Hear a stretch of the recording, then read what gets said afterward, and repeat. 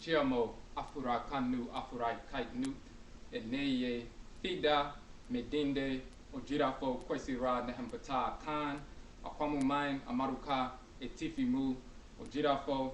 That means greetings to all Afura Kani Afurai Kite people, meaning Africans, black people.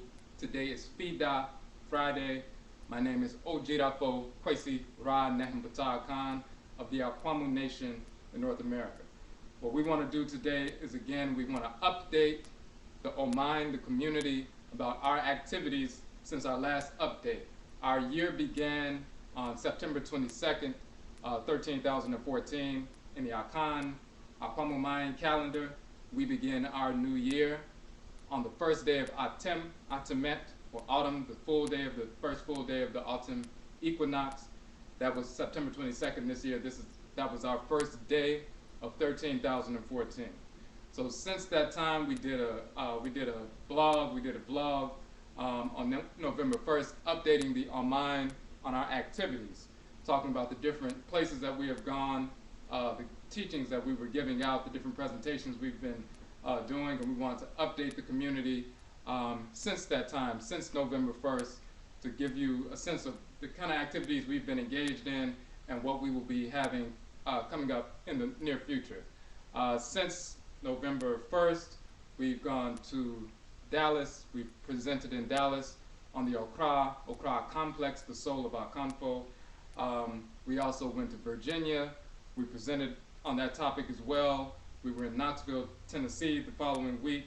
We were also in Philadelphia, Hartford, Connecticut, and Washington, D.C. All of that since November 1st. We've been presenting on not only the Okra complex, the soul of our Kanfo, talking about the nature and function of the Kra, the soul, the divine consciousness, the divinity that dwells within each and every Afurakani, Afurai Kaitni, African black person, and how to align yourself with that indwelling force and nature that was assigned to us by the Supreme Being, Amenet, Amen, Nyamewa, Nyame, Mawu, and Lisa, and so forth. We also talked about the nature and function of our relationship with the ancestresses and ancestors, the Nananom and Samampo, and the Abosom, the forces that govern creation, and how to harmonize our thoughts, intentions, and actions with divine order, with Inyamewa, Inyame, and Sheshe, so that we can support Amain Sesiu, or a nation-building process.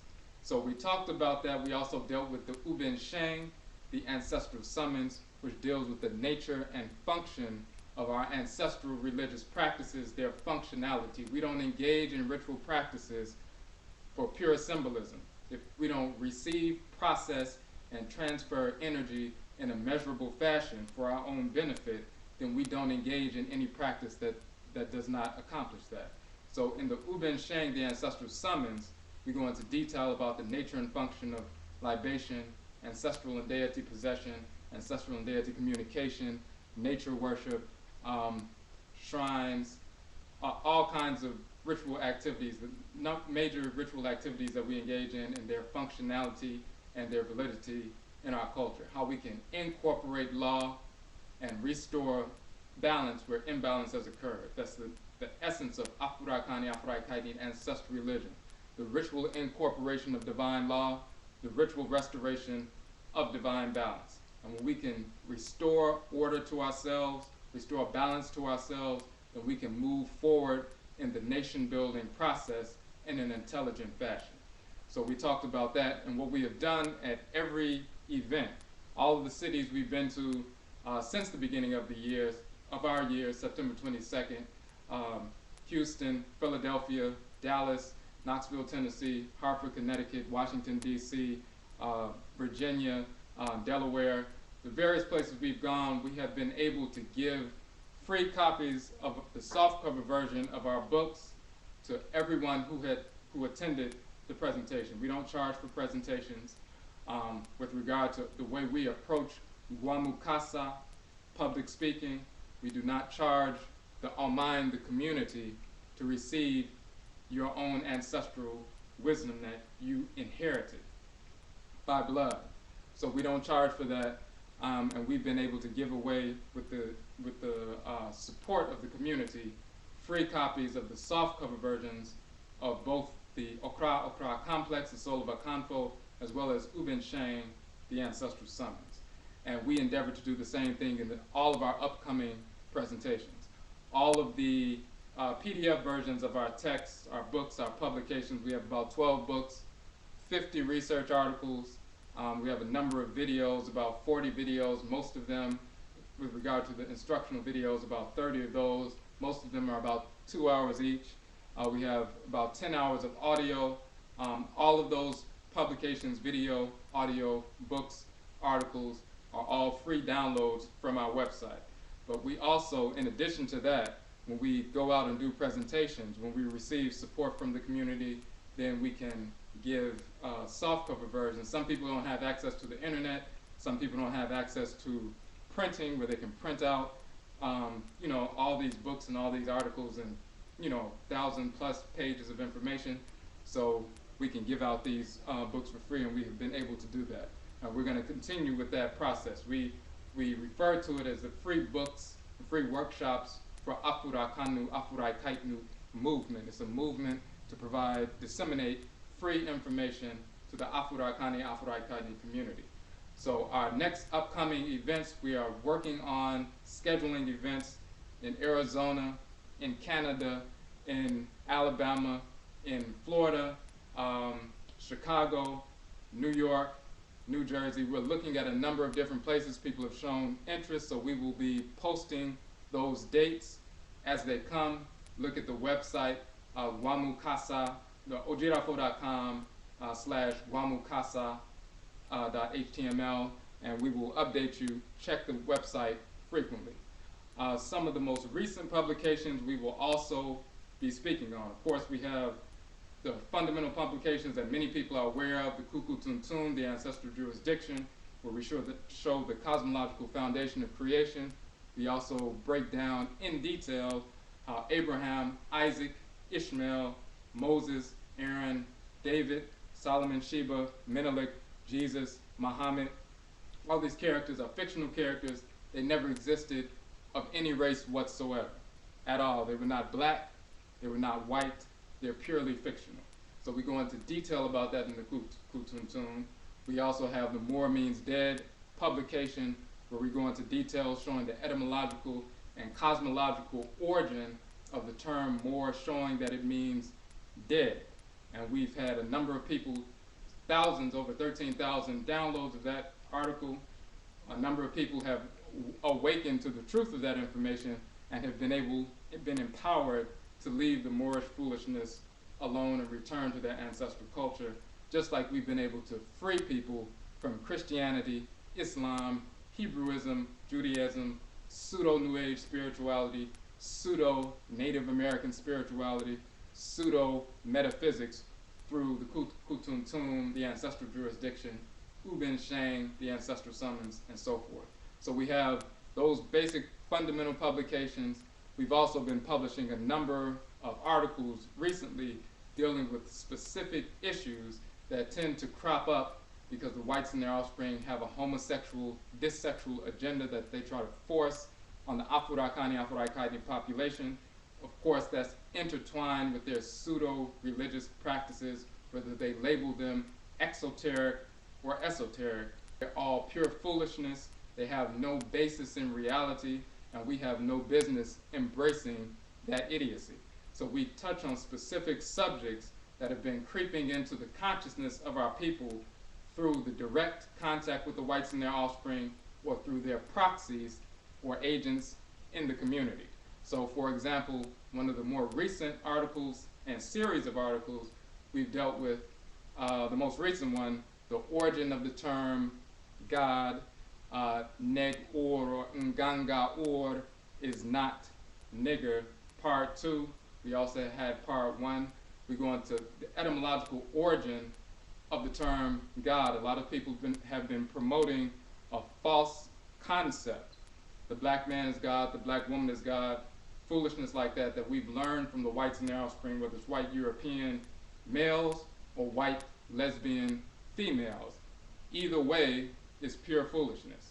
And there are false etymologies put forward and pseudo-doctrines put forward that stream directly from the whites and their offspring that have been out here for decades, even going back to the previous century, that many of our people are picking up on now and trying to refashion, blacken up, and represent or represent falsely to our community. So we show the etymological origin of that term. Of course, if you look in the etymological dictionary, they would trace it back ultimately to the Proto-Indo-European root ga or ga. And they will say it either means to pour, to invoke. So to pour meaning like as in to pour libation, ga, or ga meaning to invoke or to call, as in calling a prayer, chant, and so forth. As far as the whites and their offspring, understand those are the two possible roots. We show that those roots, those terms, are not Proto-Indo-European terms. They can be found directly in the language of ancient Kemet, which goes back tens of thousands of years prior to the first European or Eurasian in existence in the world. One of the titles of Amen is Gan Gan Or. Or means great. Ga means to cackle. Ga Ga means to cackle, cackle, meaning the great cackler. You will see that Amen is shown in the form of his sacred Achinebois sometimes, meaning animal totem, in the form of a male goose, which is a gander. And you'll see that Amen, as well as Amenet, the great mother, take the form of the sacred divine goose, Amenet, and gander, Amen. And they cackle or emit sound vibrations at the beginning of creation to cause the dark waters and energy of Nun and Nunet to begin to vibrate so that they can create fertility. And then Amenet, as the great goose, develops the divine egg that will give birth to the sun. But first they cackle into the dark black substance of space, causes that energy to begin to vibrate so that they can produce and fertilize that great egg from which the sun will be born. Ga or Gan means to cackle.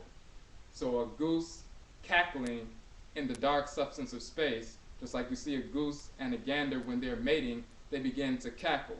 The male has a louder cackle, the female has a softer cackle. And when they begin to mate, they begin to cackle.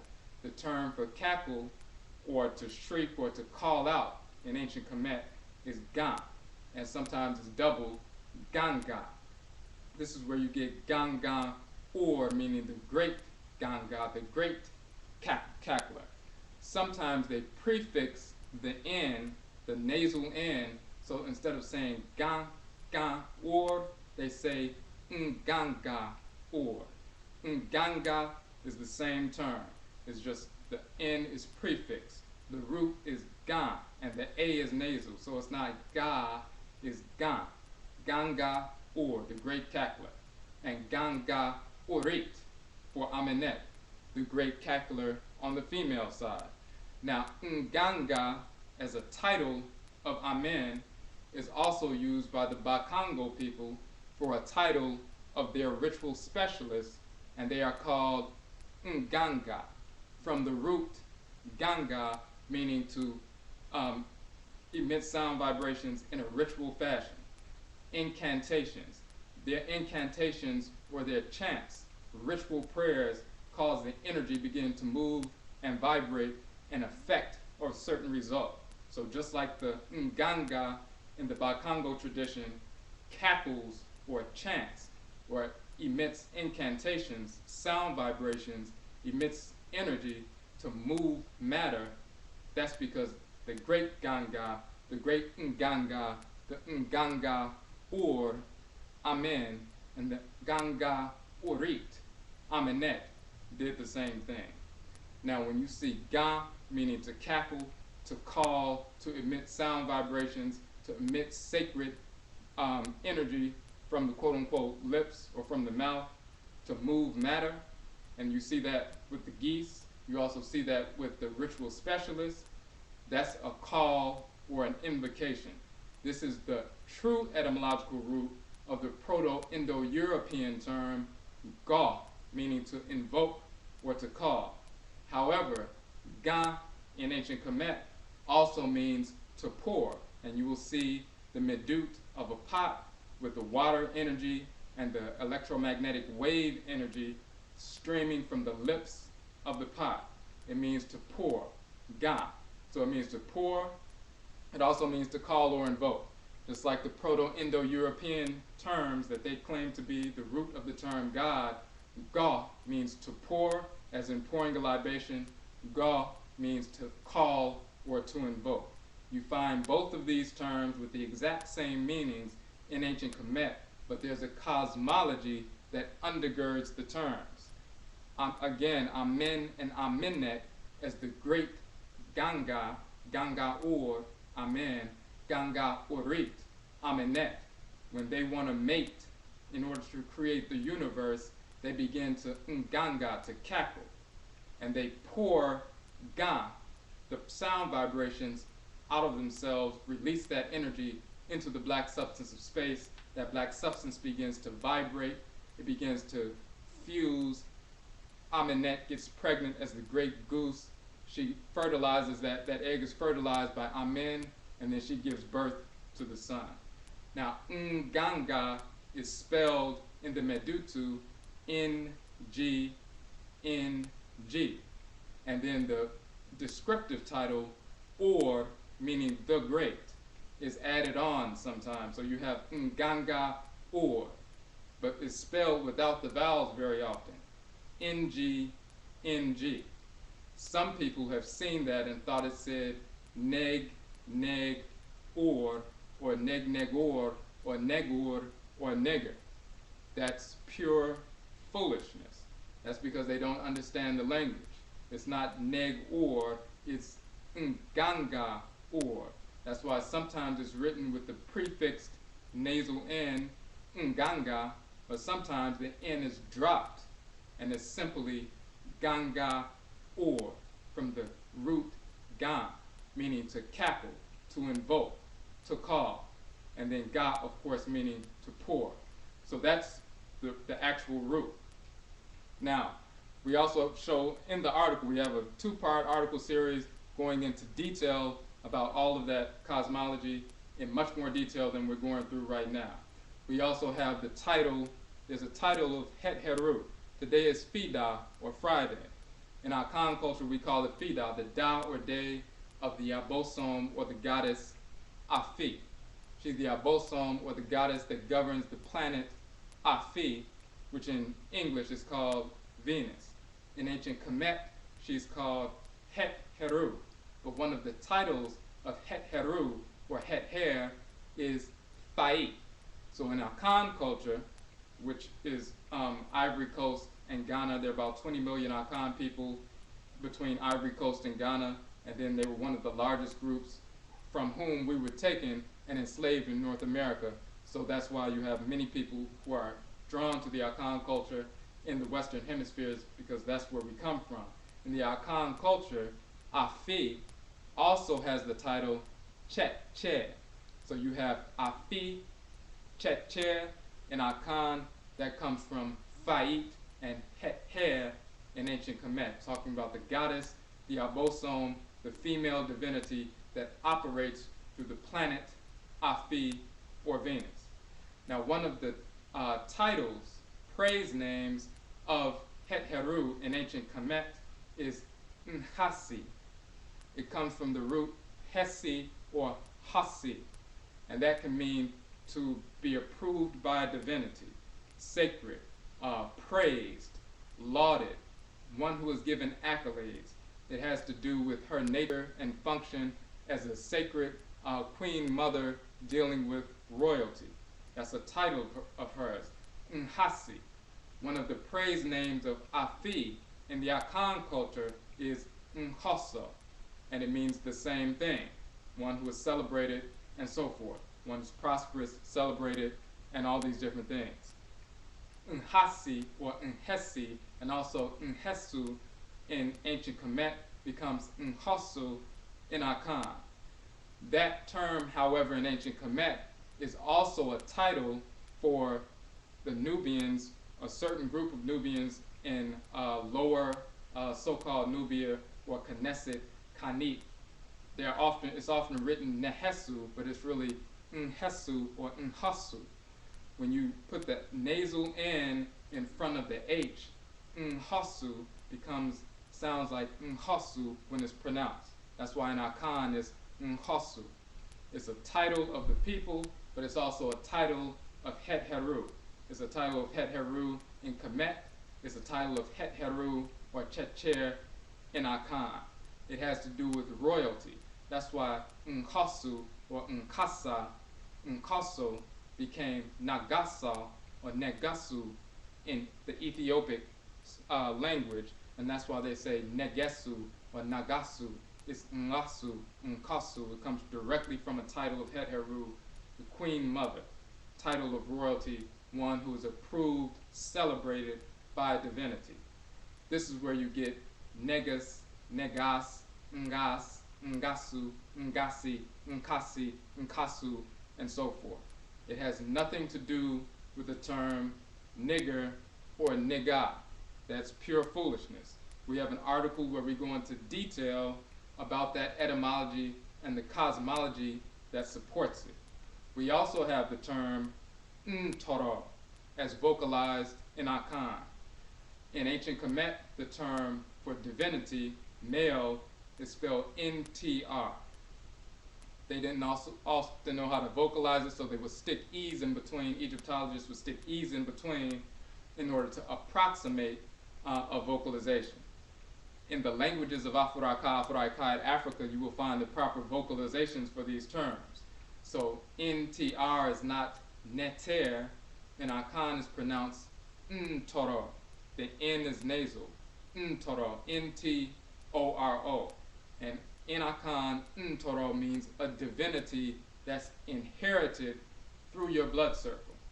It's a force in nature. It's also called an ejaboson, a divinity inherited through the father's blood circle, and then the female is Nton in Akhan, Ntorot, or N-T-R-T in Kemet. That's the divinity inherited through the female blood circle, the mother's blood circle, also called the Abusia boson in Akhan. So you have a divinity that's inherited through your mother's blood circle that's connected directly to you. You have a divinity or a deity that's inherited through your father's blood circle that's directly connected to you. Ntoro, Ntoron, Nton in Akhan, Ntoro, and Ntorot, or Neter, Netert in ancient Kemet. Neter, sometimes the T is a ch, so instead of Ntoro, it's Nchoro. What the Europeans did was take NTR, Inter, or Ntoro. They would say Necher, and that became nature. And this is where you get Mother Nature from. It has nothing to do with nigger or nigga. That's pure foolishness again. If you look at a title of Ra in ancient Kemet, if you look at the Book of the Cow of Heaven, sometimes they call it the destruction of mankind. There's an episode in that text where Ra directs Tahuti to come with him to a mountainous region away from the certain men and women who were engaged in disorder, because he wanted to discuss what he was going to do with this population, the small population of people who were engaging in disorder. The whole major part of the text is talking about the small population of people who engaged in disorder, and Ra sent Sekhmet, the goddess Sekhmet or Sechima, to go destroy those disordered men and women. But in one episode, Ra asked Tahuti to come up into the mountain region so he could discuss these things away from the eyes of the disordered individuals, so they would not see what was going on. When Ra went up into the mountain region and Tahuti went there with him, Ra took the form of a divinity of light and is called Ra Aku or Ra Ak, and that's his title. Of course, Tahuti is the great Ma'al Keb, one who's true Ma'al of word, Keb, Ma'al Keb. Ma'al Keb became corrupt, also Ma'al Keru, and he makes others Ma'al Keru, or true of word, when they pass the test, when they pass the balancing of the heart against the feather after they're deceased and they're trying to go and be with Asar in the spirit realm. They have to pass that test, the weighing of the heart. If they pass that test, then they're declared by Tahuti to be Ma'al-Khed or Ma'al-Khed, true of word. He's able to declare people true of word, the spirit's true of word, because he's the original Ma'al-Khed as the voice or spokesperson, male of Ra and Amen, and Ra'et and Amenet. He's the spokesperson, he's the mouthpiece, he's the divine wisdom. So he can declare others Ma'al-Khed because he is the original Ma'al-Khed. So Ma'al-Khed goes up on the mountain to talk to Ra. And Ra takes the form of a divine light. This is Ma'al-Sheh or Moshe or Moses going up on the mountain to talk to the God who takes the form of a divine light. Now we go into detail about that in the Kukultuntun, the ancestral jurisdiction. But the key here is Ra takes on the form Ra-Aku or Ra-Ku or Ra-Ka. That title is repeated in the Akhan tradition. It's also a title repeated in ancient black India before the Europeans came over. Of course, Ra is symbolized by the serpent swallowing its tail. He's a spirit that operates through the sun. He created the sun along with Ra'et, and she's also symbolized as a serpent swallowing her tail. As Ra-Ku or Ra-Ka, he's called Da-Ka in Akhan, in certain Akhan dialects, Da-Ka, Dan-Ka, Nan-Ka, the great serpent that swallows its tail, the great circular serpent. Nan-Ka or Edanga in Akhan is Nan-Ka or Naga in India. This is where you get Naga from. It's Ra-Ka, Ra-Ka. This is where it comes from. Ra-Ka becomes Da-Ka, Nan-Ka in Akhan. Da, of course, in Vodun, the rainbow serpent that swallows its tail, the creator and creatress of the universe, and so forth. So we go into detail about that in our article in Yonkumpon and Yonkunton, Ra and Ra'et, where we show that the title of Ra, when he goes up on the mountain and takes the form of a divine light, Ra-Ka became Da-Ka, Dan-Ka in Akhan, Na-Ka or Naga in ancient India, pre-Aryan India. It has nothing to do with the term Nigger, Nigga, or anything. Nigga is just a mispronunciation of nigger, and nigger is just a mispronunciation of Negro, and Negro goes even back further, and we show the actual etymological origin of the term Negro and Necro, and it goes directly to ancient Kemet, Nikah.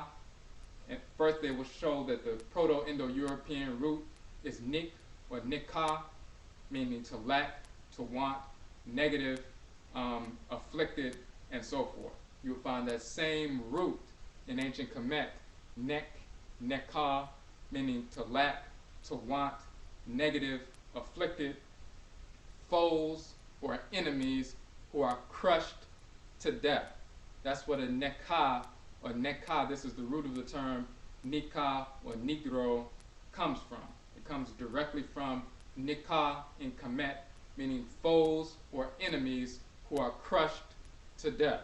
So all of the fools who are out here misinforming our people deliberately with these foolish etymologies about the term nigger, nigga, and so forth, and trying to associate it with the Nagas, trying to associate it with Netcher, trying to associate it with Neg-Or, which is actually Gangan, or trying to associate it with Negas or Negas, which is actually Nkasa.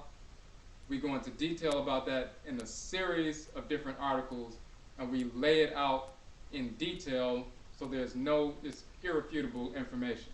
Anybody can look at the information, download it for free, and then look up the references, the linguistic references, and so forth. We also have a few articles exploding the myths dealing with this dissexual, homosexual deviance that's manifesting in some of the pseudo-literature as well as videos and so forth in the community.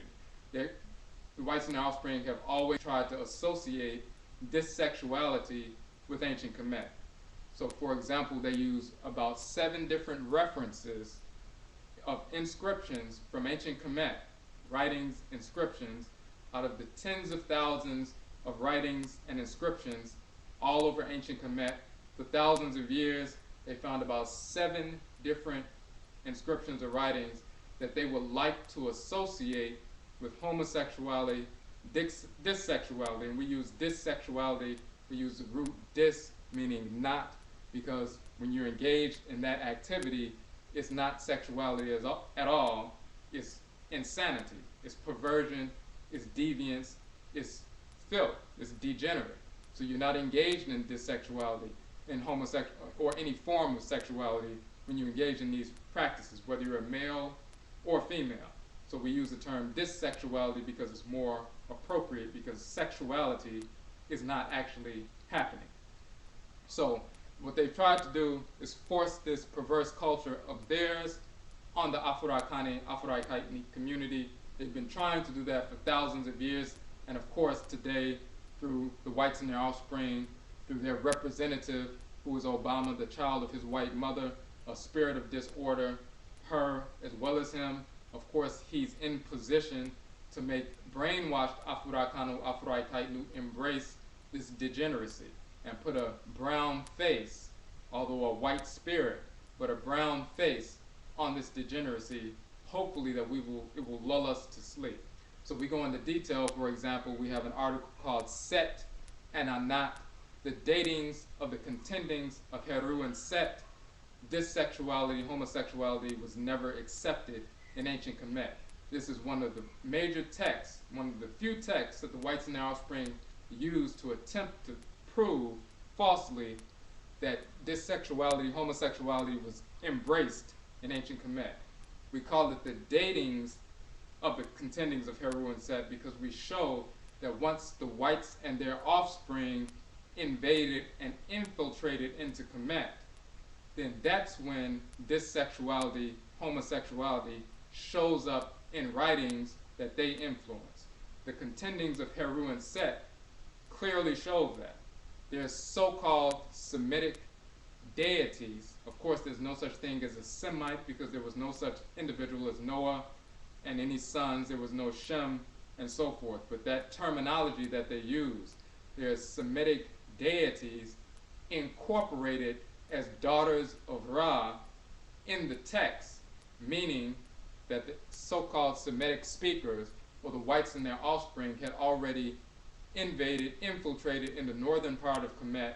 They had infiltrated to the extent and became entrenched enough to the extent that they had woven 2 of their so-called divinities, forms of ancient divinities from ancient Kemet, but corrupted by the whites and their offspring and represented to us as Anat and Astarte. And those 2 so-called Semitic divinities, they show up in the text as daughters of Ra. The reason they're daughters of Ra in that text is because the so-called Semitic speakers, the invaders, had infiltrated, taken up residence in the northern part of Kemet, and their culture became entrenched to a certain extent in those regions that they invaded or infiltrated. And that's when you see the so-called dissexual, homosexual writings pop up. But we also show that they changed the text, they changed roles of the divinities, and took one role for a goddess out, and then stuck Heru in that role, and then forced a dissexual relationship that didn't exist in the original text. So we go into detail about that. We also talk about Nehem Kunum and Kunum Hetep, the 2 identical twins that they attempt to say is the first representation of a homosexual relationship.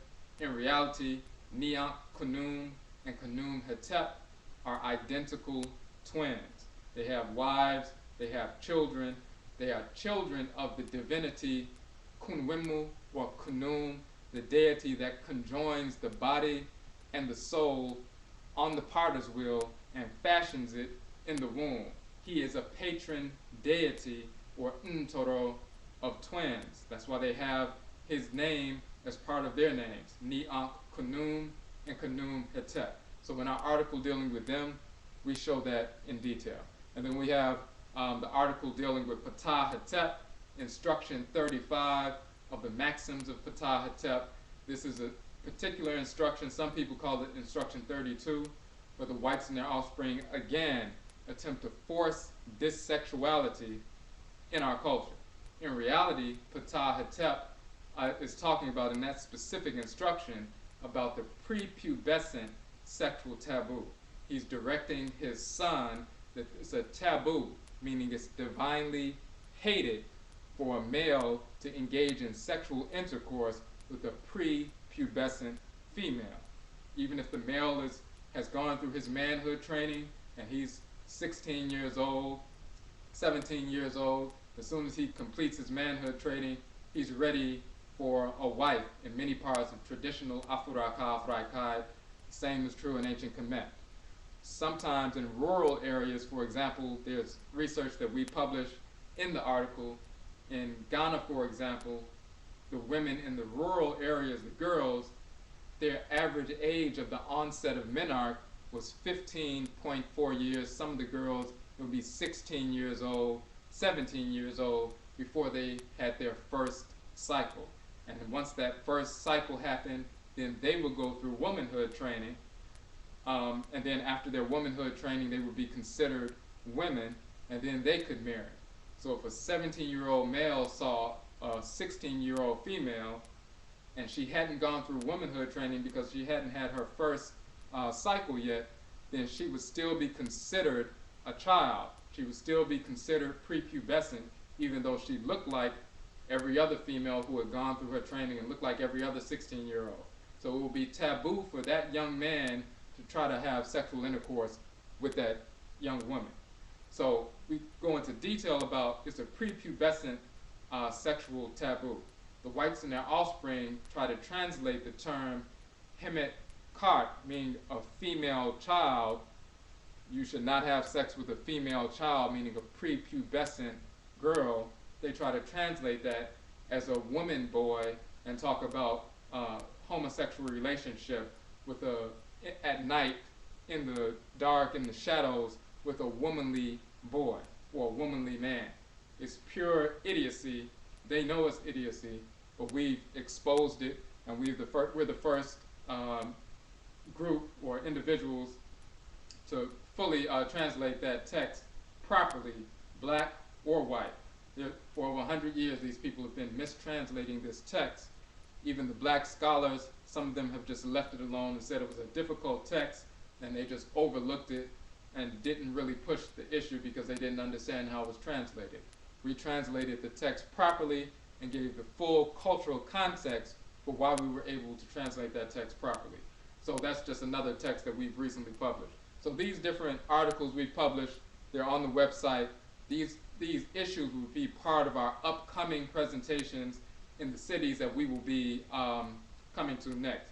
So if you look at our Guamu Casa page, we will be laying out, you'll see all of the previous places that we have gone, the things that we talked about, links to the books where you can download the free books. You can download all of the articles that we just spoke about very briefly, that we just summarized. All of these are free downloads.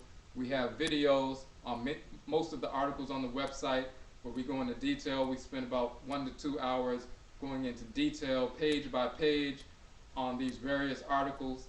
We will be doing more videos dealing with detailing this information that we just spoke about very briefly. Those will be coming up as well. So you can download all that information from the website. And then we will also be posting the upcoming dates in the different cities. If you would like for us to come and present in your area, just go to the Guamu Casa page and contact us via email at aquamomine@odwirafo.com. We do not charge a speaker's fee for doing presentations.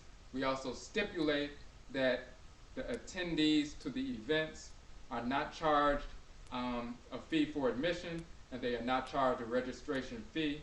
Our people must be able to come and listen and learn about their ancestral culture without being charged. So those are our stipulations. We also present to Afurakani, Afurai Kaitni people only. So we can talk about that.